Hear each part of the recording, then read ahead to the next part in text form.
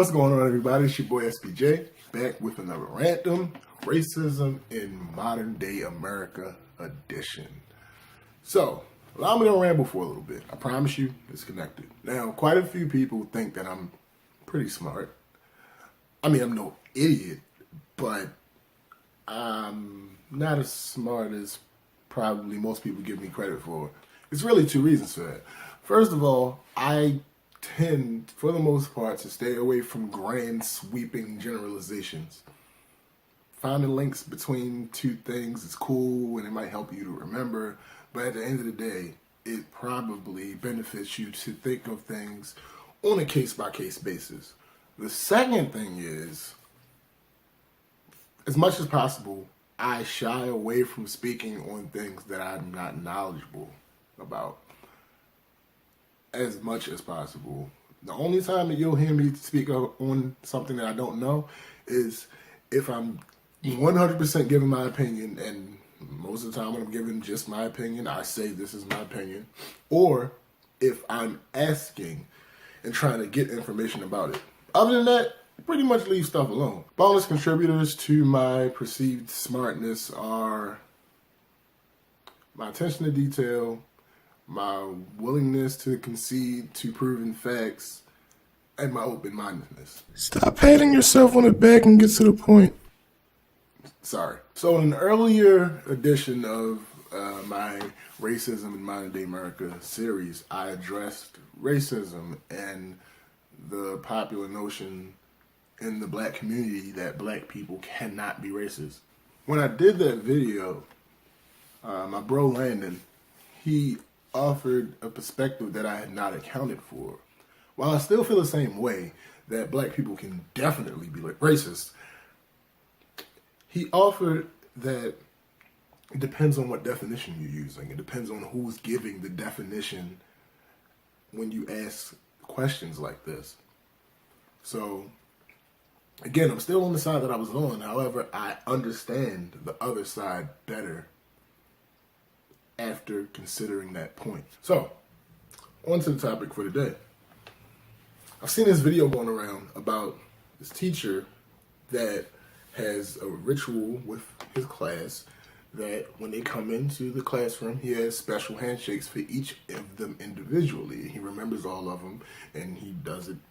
I'm guessing this is an everyday thing. So later on, another video came out. Now, the first guy was black. Later on, another video came out about a white lady teacher doing the same thing. It's an amazing concept, but frankly, it's not really new. I'll get back to that in a second.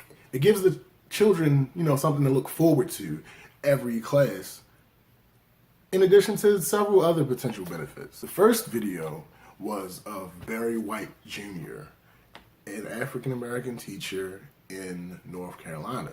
The second video was of, and I think I'm pronouncing this right, hopefully I am, Jerusha Willenborg, a white female teacher from Kansas. Now, as soon as the second video came out, so did an outcry from Facebook. I saw this one response on Facebook in like 7 different places, whether it be a friend, a page, or what, a group or whatever, that according to my limited research, those 7 places weren't connected. So it's being shared a lot. Now, let's get into the meat of it.